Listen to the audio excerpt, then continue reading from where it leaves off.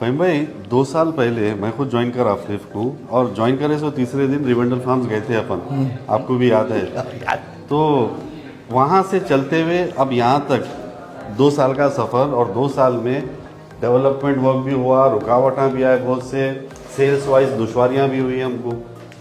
आप इस चीज़ को कैसा देखते हैं?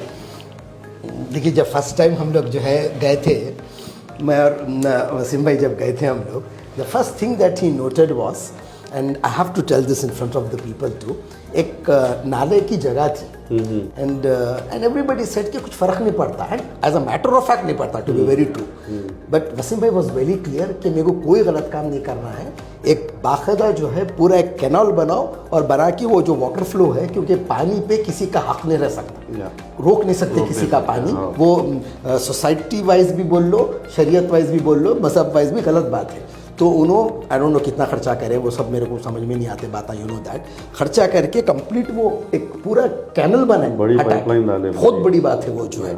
उसके बाद इट वाज बैरन, आपको याद है ना, अपन गए थे कितना, और कई वीडियोस है उसके रखे हुए, कितने बना दिया मैं रील्स उसके ऊपर। लेकिन आज जब मैं देखता हूँ ना, I don't know about others, but as a matter of fact एक चीज़ बहुत चुकी कि वहाँ पर मेरा प्लॉट नहीं है। जी जी जी, आप ले लिए नहीं? जी हाँ, मैं ले लिया, मेरा नहीं है वहाँ पे। दैट थिंग पिंचेस मी, क्योंकि एक उसको जो है ना लिटरली शुरुआत से एक ख्वाब की ताबीर होते हुए देखिए, एक लिटरली एक ताजमहल की तरह बनाए हैं वहाँ पे। बट सबसे अच्छी चीज़ और एक तकलीफ वाली चीज़, क्योंकि रिवेंडल फार्म एक हमारा दूसरा घर है, उठे बैठे जाते, वीडियोस बनाते, डेवलपमेंट देखते रहते।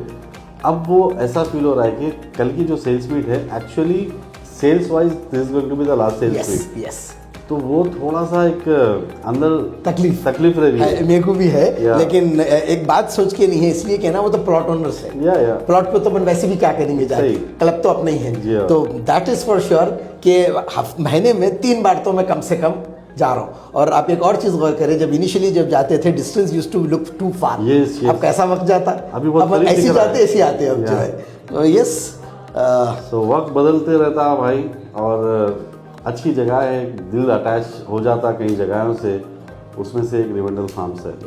It's a monument that flip has created, you have been seeing the videos. And Wasim भाई का जो मेहनत है इसके पीछे, रिवेंडल फार्म के पीछे भी, क्योंकि ये एक आदमी ऐसा है जो पैसे खर्चा करने के लिए पीछे नहीं हटते, चाहे उसमें कितना भी खर्चा हो जाए। वेंचर और जो डेवलपमेंट रहता वो स्पेशल और दिख के आने वाला रहता वसीम भाई का। तो जहाँ पर भी आप अच्छे वेंचर्स अब आगे से देखेंगे, फील कर लीजिए वसीम भाई का टच है उस पर। मैं कुछ बोलना चाह रहा हूँ, वीडियो बड़ा हो रहा तो उसको 2 पार्ट में डाल दो मियाँ। कोई मैं वसीम भाई के बारे में बोला तो बेटा बोला रहे, अबू आप इतना बोले नहीं, कोई तो भी बोल रहे थे, कई को ऐसा बोल रहे हैं कर रहे हैं बोल के।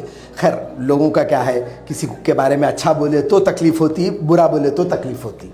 लोग तो लोग है, कुछ तो लोग कहेंगे, लोगों का काम है कहना।